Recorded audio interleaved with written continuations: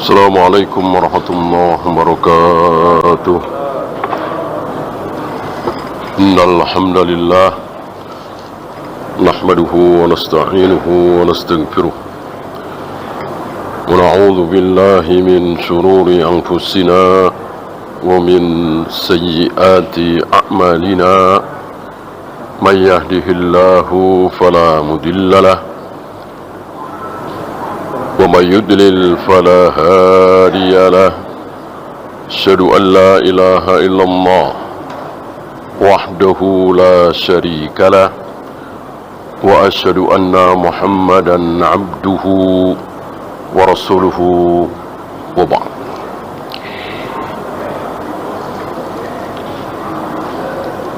Kita lanjutkan pembahasan kita. Kenapa apa saja yang menyebabkan kaum muslimin tidak faham terhadap ajaran Islam? Islamnya sendiri malah tidak faham. Padahal dulu orang kafir saja faham. Siapa kemarin? Abu Sufyan. Abu Sufyan waktu itu masih kafir. Ketika ditanya oleh Heraklius, apa saja ajaran Islam itu? Dijawab dengan gamblang, rinci, tegas, benar. Padahal Abu Sufyan waktu itu masih kafir.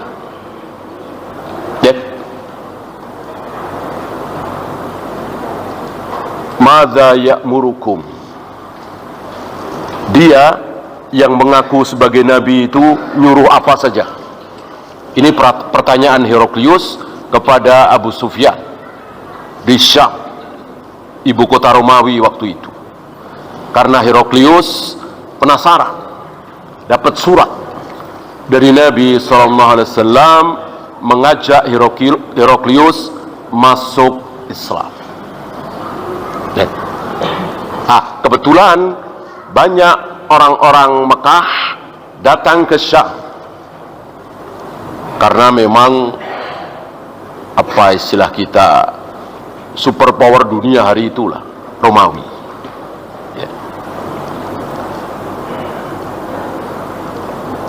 Nah, ditanyalah,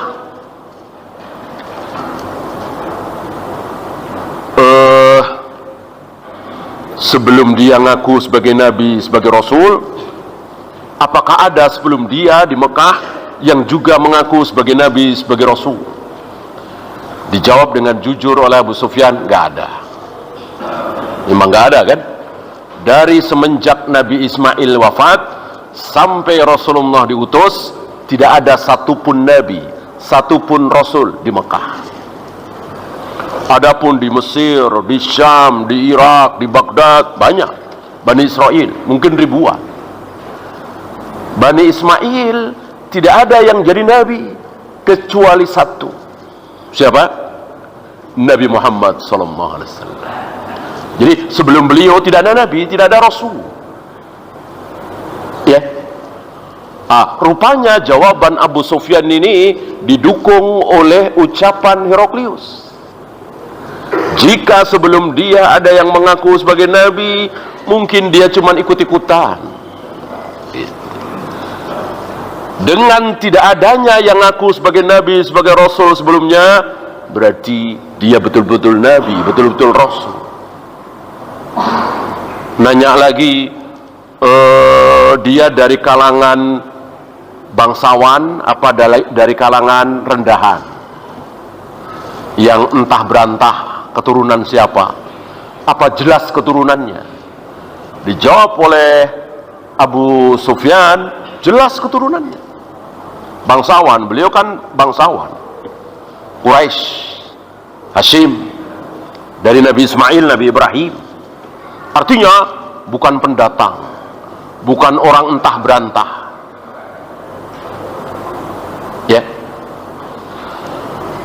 Adakah orang yang masuk Islam habis itu, ini dikomentari lagi oleh Heraklius ya, Begitulah para nabi, para rasul. Tidak ada yang dari pendatang. Para nabi, para rasul diambilkan oleh Allah dari kaum tersebut. Misalnya untuk kaum Ad, Nabi siapa? Nabi Hud. Nabi Hud dari kaum apa? Dari kaum Ad tersebut. Misalnya untuk kaum Samud, Nabi siapa? Nabi Saleh. Nabi Saleh termasuk kaum Samud itu sendiri. Untuk Bani Israel, Nabi Musa, Nabi Yahya, Nabi Zakaria, semuanya Bani Israel. Karena begitulah para nabi, para rasul tidak didatangkan dari luar, tetapi asli setempat. Dan begitulah. Lalu ditanya dia nyuruh apa? Menyuruh sholat, nyuruh zakat, nyuruh menyambung silaturahim, nyuruh meninggalkan apa-apa yang diucapkan oleh nenek moyang, tapi kembali kepada wahyu. Faham betul Abu Sufyan. Padahal kafir.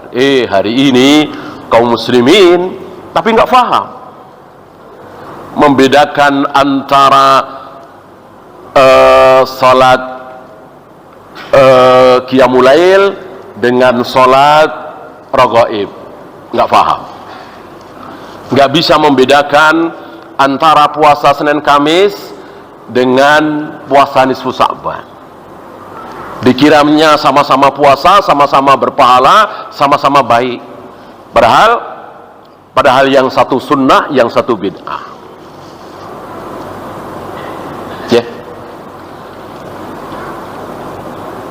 Bahkan sesuatu yang jelas-jelas ribanya, tapi nggak faham kalau itu riba. Dengan bangganya, dengan gagahnya bekerja di tempat tersebut, berjas, berdasi, gaji besar, padahal tempat itu lebih buruk dari tempat di mana anak menzinai ibunya, waliyadzubillah. Sabda Nabi alaihi salatu wassalam, orang yang makan riba dosa riba terkecil seperti anak yang menzinai ibunya, waliyadzubillah. Kayatir rajulu ummahu, sebagaimana seorang yang menzinai ibunya. Nggak paham dia. Nah, kemarin sudah kita bahas, yang pertama kali menyebabkan kaum muslimin tidak paham terhadap ajaran agamanya adalah kaum muslimin mendahulukan akal. Jadi seolah akal itu segalanya. Mau bertentangan dengan ayat, mau bertentangan dengan hadis, pokoknya akal. Dengan sebab inilah kaum muslimin menjadi tidak paham. Karena akal terus. Emang pintar siapa sih? Akal kita apa firman Allah? Allah yang menciptakan akal kita. Mana mungkin akal kita yang ciptaan Allah bisa mengalahkan firman Allah?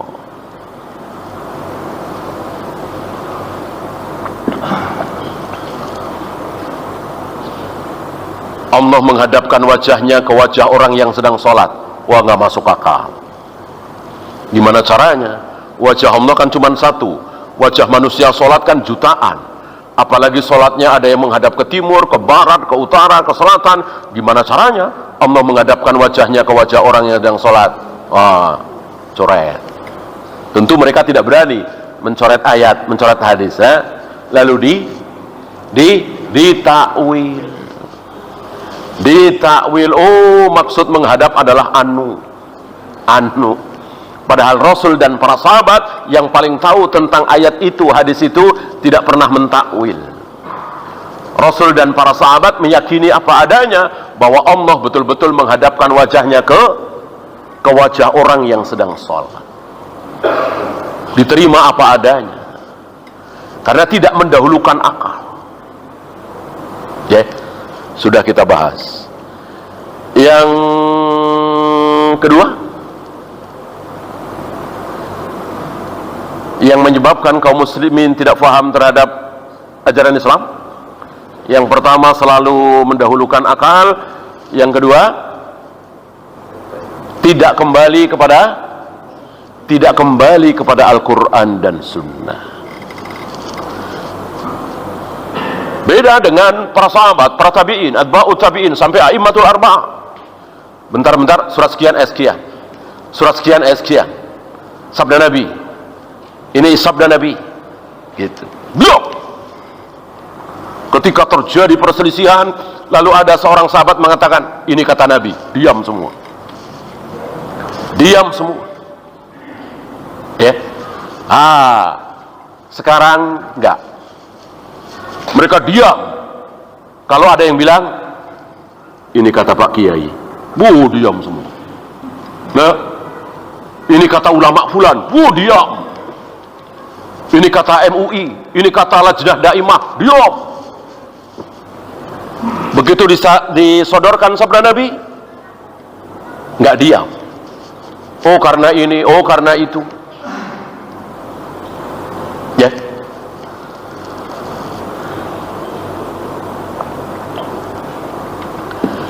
Kemarin kita contohkan apa?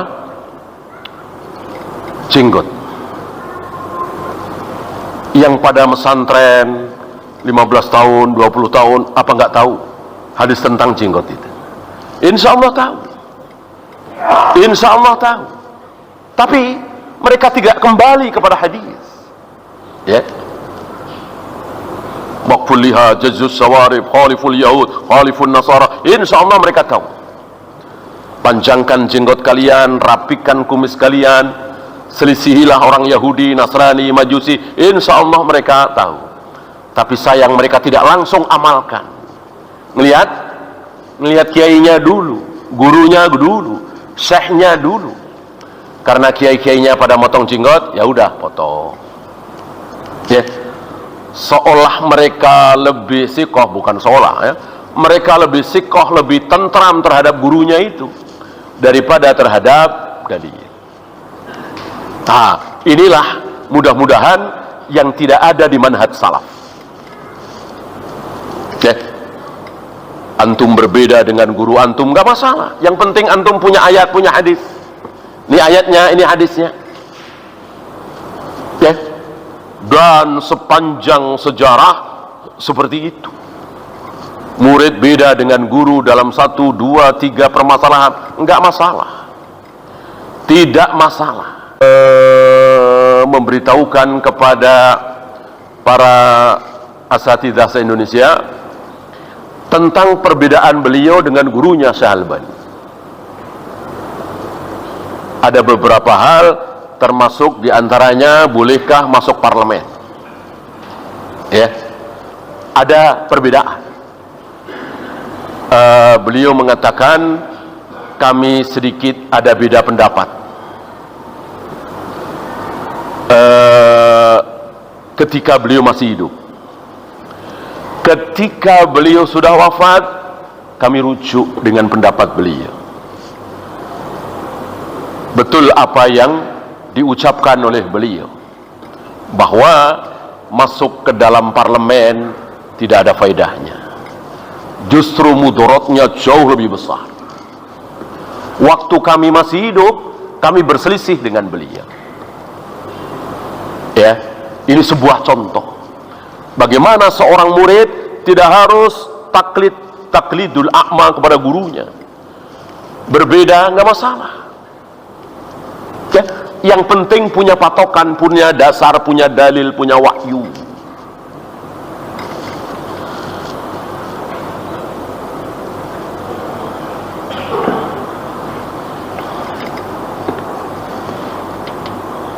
Ini dia.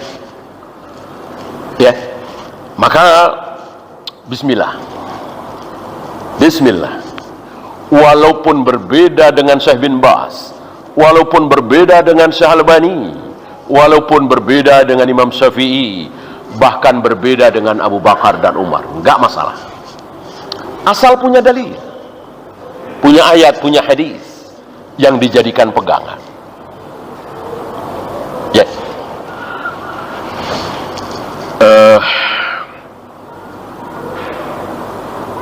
Mungkin antum hafal riwayat bahwa mazada Rasulullah ala ihda asyrata rak'atan fi Ramadan atau fi ghairi Ramadan.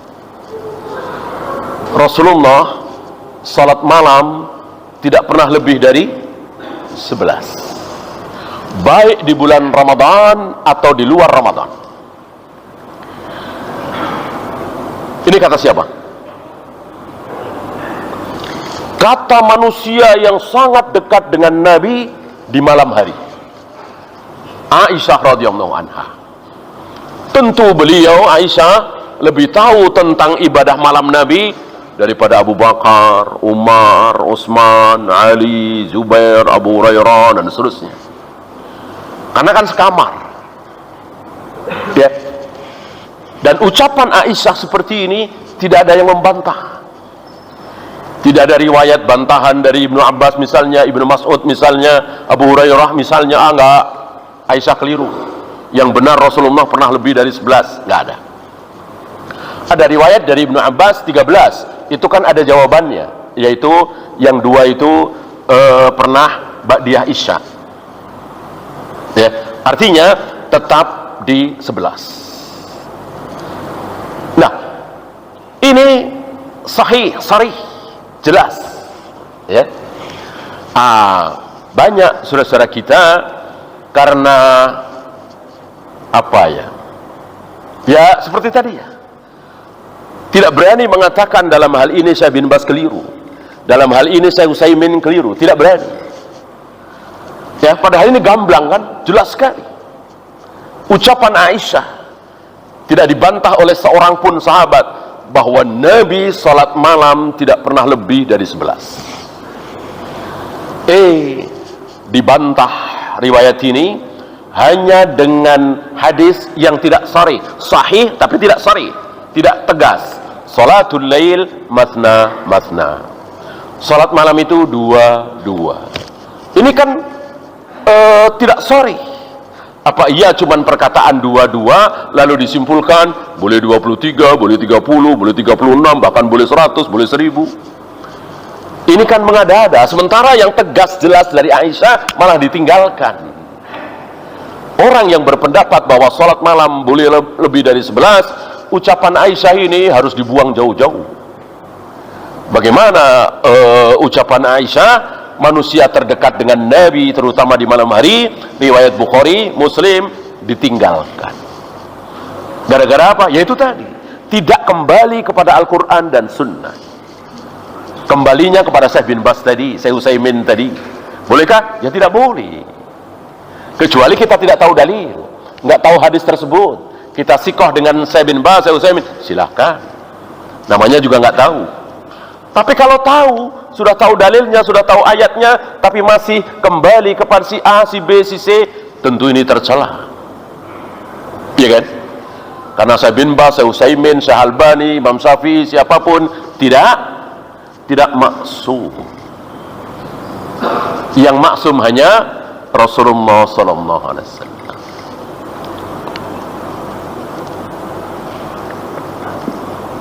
Ya, kita lanjut yang ketiga.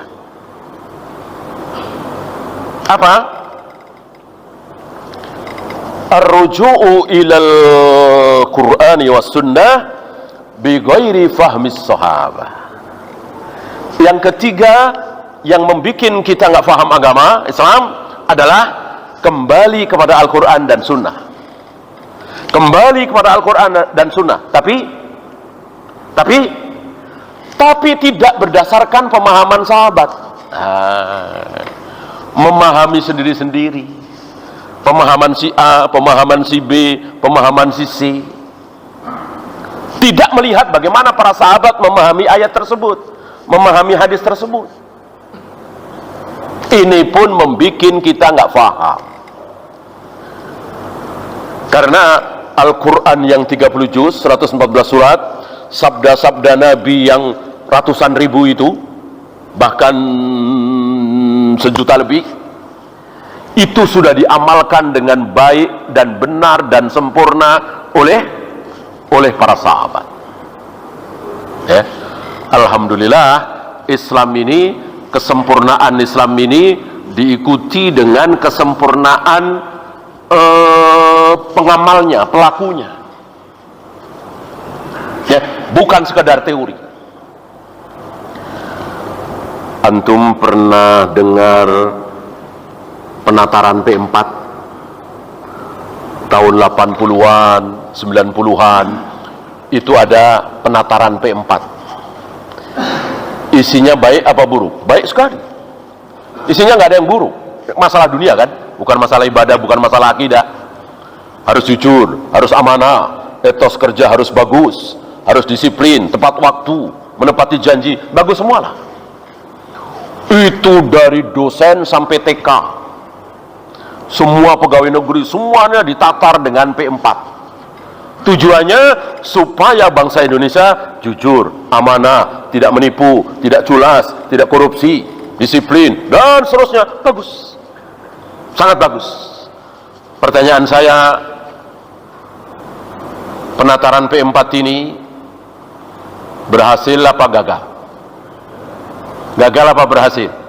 Gagal total. Buktinya korupsi di mana-mana, nggak disiplin, nggak jujur, nggak amanah. Kita tahu semua lah, kita akui, kita semua bangsa Indonesia ini. Padahal penataran luar biasa. Jawabnya apa? Masalahnya apa? Karena nggak ada contoh pelaku. Pengamal P4 nomor 1 itu siapa? Nggak ada yang berani jawab, nggak ada yang berani nunjuk. Pengamal P4 nomor 1 si A, nomor 2 si B, si C, nggak ada. Jadi teori doang, makanya gagal. Alhamdulillah Islam tidak teori doang. Nih Al-Quran teori, ini hadis teori, silahkan amalan sendiri-sendiri. Enggak. Al-Quran yang 30 juz, sabda-sabda Nabi yang ratusan ribu itu sudah diamalkan dengan baik, dengan benar, dengan sempurna oleh para sahabat. Kita tinggal ngikut para sahabat. Jadi melihat contoh, kalau ingin menjadi Islam yang benar, caranya begini, enggak. Tapi kalau kalian ingin menjadi Islam yang benar, tuh lihat contoh tuh Abu Bakar, Umar, Utsman, Ali, Zubair, Talha, Aisyah, Abu Hurairah, itu kalau pengen menjadi Muslim yang benar. Karena sekali lagi Islam ini sudah ada contoh tauladannya. Fabihudahu muqtadi, dengan petunjuk mereka ikuti Rasul dan para sahabat. Nah, yang membuat kita tidak faham, betul, ini ayat, ini hadis, tapi difahami sendiri-sendiri, tidak mengikuti pemahaman para sahabat. Ya.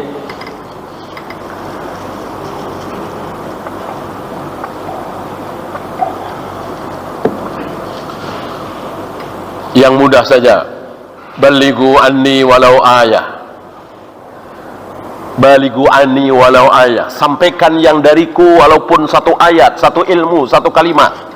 Ini sahih dari Nabi sallallahu alaihi wasallam. Dari hadis ini saudara-saudara kita mengatakan, enggak usah nunggu jadi kiai, enggak usah nunggu jadi ulama, enggak usah nunggu berilmu dulu kalau mau berdakwah. Lihat sabda Nabi, balighu anni walau ayah, sampaikan yang dariku walaupun satu ayat.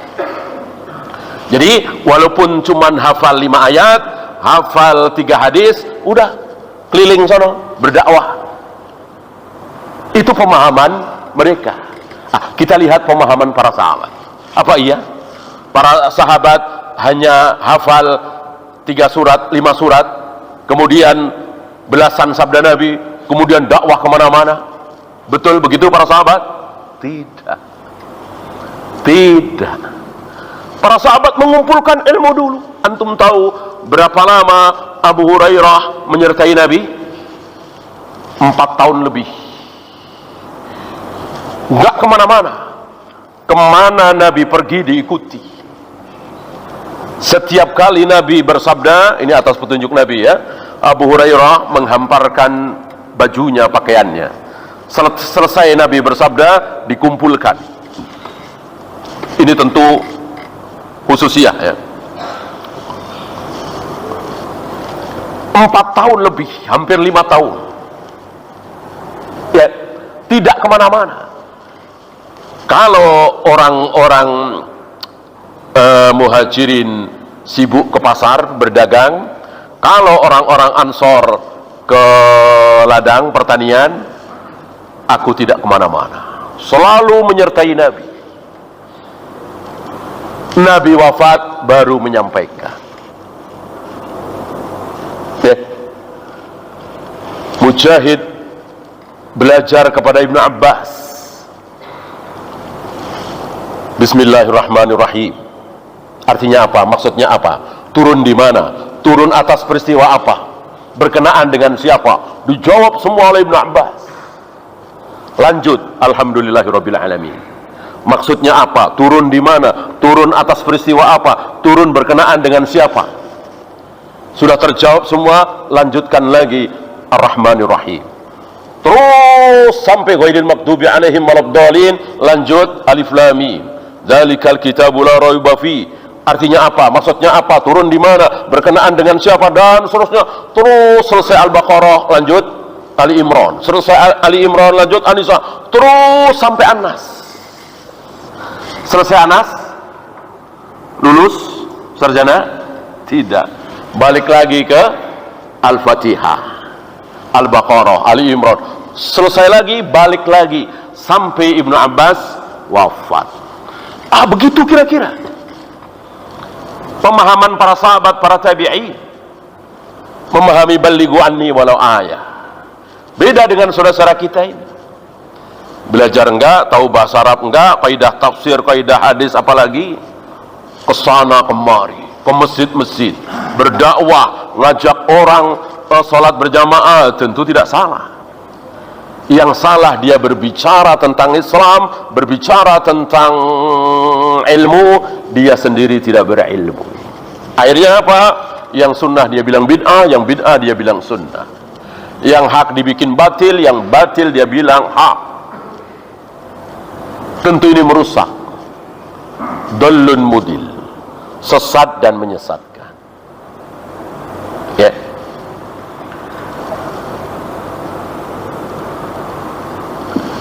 Wa idza ra'a minkum munkaran falyughayyirhu biyadihi. Jika kalian melihat kemungkaran, rubahlah dengan tangan. Kalau tidak sanggup, dengan lisan. Kalau tidak sanggup, dengan hati. Yang memakai hati selemah-lemah iman. Hadis ini difahami oleh sebagian saudara kita, apapun yang terjadi, yang terbaik merubah kemungkaran itu dengan tangan. Siapapun kita, itu yang terbaik. Sementara mereka aparat bukan, polisi bukan, tentara bukan, akhirnya terjadilah apa yang terjadi. Ya. Sementara Ibnu Mas'ud diam. Ibnu Mas'ud diam, tidak berbuat apa-apa saat terjadi kemungkaran besar di depan mata Ibnu Mas'ud. Apa? Rasul sedang sujud ditimpa punggungnya dengan isi perut unta. Ini kemaksiatan yang luar biasa, kemungkaran yang luar biasa. Ibnu Mas'ud melihat, Ibnu Mas'ud diam. Kenapa? Ibnu Mas'ud kecil, miskin. Seandainya Ibnu Mas'ud berani merubah kemungkaran itu, barangkali mati. Itu kan pembesar-pembesar Quraisy di situ. Ya. Ada Syaibah bin Rabi'ah, ada Utbah bin Rabi'ah, ada Abu Jahal. Ya. Ini di saat kaum muslimin lemah. Nabi tahu Ibnu Mas'ud diam saja, Nabi tidak marah. Kenapa? Sesuai dengan kemampuan. Karena ketika merubah sebuah kemungkaran, lalu muncul kemungkaran yang lebih besar, haram. Ya. Judi, mabuk, kemungkaran. Ketika perjudian, mabuk ini, ya namanya di sini kan negaranya kaum muslimin. Yang pada judi, yang pada mabuk, muslim apa kafir? Muslim. Mayoritas muslim, kadang sholat, Jumatan kadang kelihatan, Idul Fitri selalu kelihatan. Terawih hari pertama kedua selalu kelihatan, tapi malam minggu sering mabuk. Nah, kita datang untuk merubahnya, untuk mencegahnya. Mereka tidak terima. Akhirnya terjadi pembunuhan, dan itu aglabiahnya. Bolehkah? Tidak boleh. Tidak boleh. Haram merubah kemungkaran yang sekiranya akan muncul kemungkaran yang lebih besar. Berjudi, mabuk, mungkar. Pembunuhan lebih mungkar lagi, lebih dosa lagi kan? Pembunuhan muslim sesama muslim. Ini pemahaman para sahabat. Tidak seperti pemahaman anak-anak ngaji yang tidak paham ini. Apapun yang terjadi, kita rubah dengan tangan kita. Pemahamannya beda dengan pemahaman para sahabat. Dan mereka lupa bahwa ada hak penguasa yang tidak boleh kita ambil. Ketika ada orang mempunyai hak itu kita ambil, zalim apa tidak kita? Zalim. Ya. Nah, penguasa punya hak. Bolehkah kita ambil? Enggak boleh. Mengumumkan kapan 1 Syawal, mengumumkan kapan 1 Ramadan, mencambuk orang yang berzina, memotong tangan pencuri, mengkisos para pembunuh, itu hak penguasa. Mengumumkan perang, jihad, itu hak penguasa. Bolehkah kita ambil? Tidak boleh. Tidak boleh, walaupun tujuannya baik, ingin taat kepada Allah dan Rasulnya, tidak boleh. Itu pemahaman sahabat. Berbeda dengan pemahaman kita. Ya.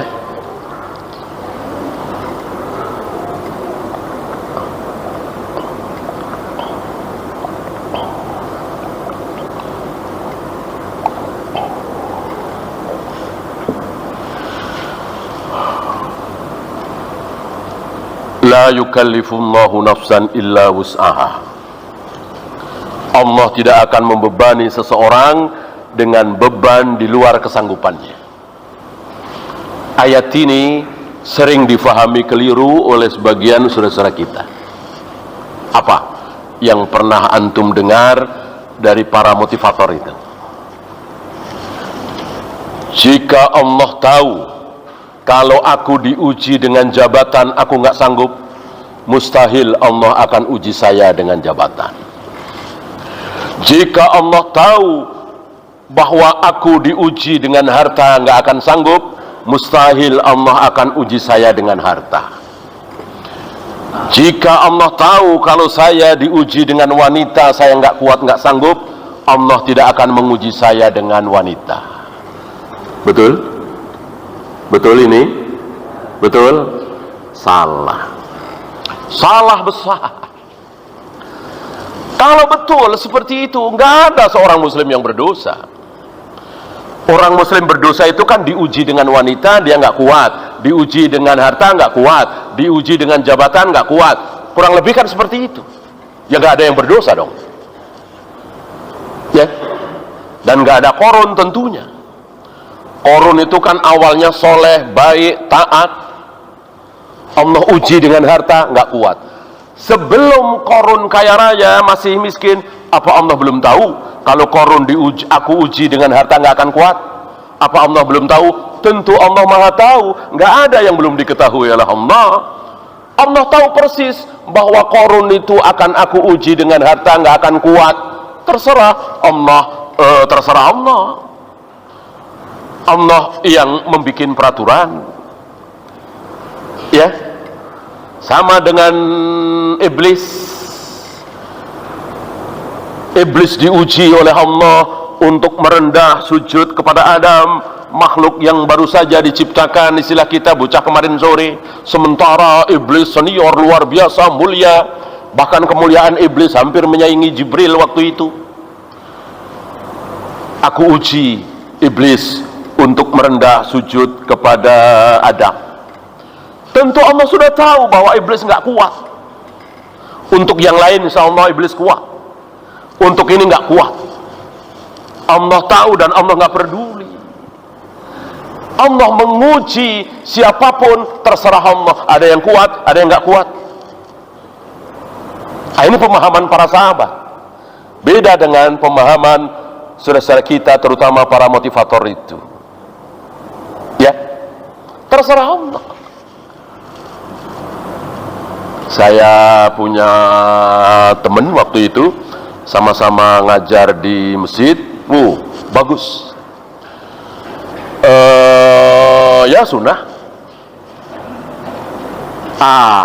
Lalu masuk parlemen, bikin partai Islam pertama waktu itu 99 ya. Apa yang terjadi? Nggak kuat, sehingga dipotongi sedikit demi sedikit.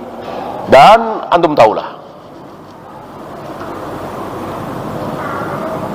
apakah Allah belum tahu kalau si fulan ini nggak akan kuat ketika masuk parlemen, diuji dengan pangkat, jabatan, kedudukan? Tentu Allah tahu.